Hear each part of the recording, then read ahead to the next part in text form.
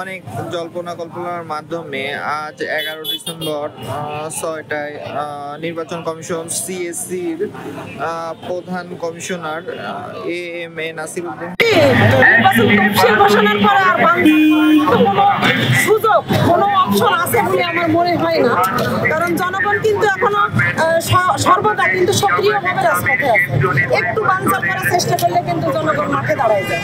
এটা তৃণমূল পর্যন্ত, রিক্সাওয়ালা পর্যন্ত, দিন মজুর পর্যন্ত, শুধু পলিটিক্যাল লোকজন যে মাঠে দাঁড়ায় তা না, কিন্তু এখন সবাই একেবারে মনে করেন যে রাজপথে নেমে আসে তাদের কথা বলার জন্য, তাদের অধিকার আদায়ের জন্য।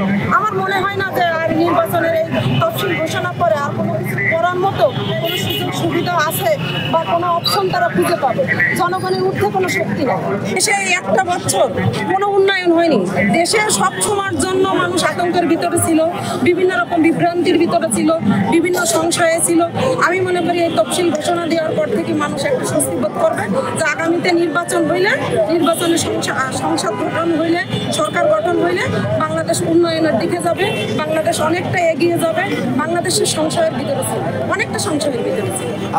আমি ফেব্রুয়ারির 12 তারিখে ডেটটা দিয়েতে আমি মনে করি যে তাদের এই নির্বাচিত ঘোষণাটিতে আসলেই তারা তাদের কথা রেখেছে বা আমরা তাদের প্রতি একটা আস্থা রাখতে পারি।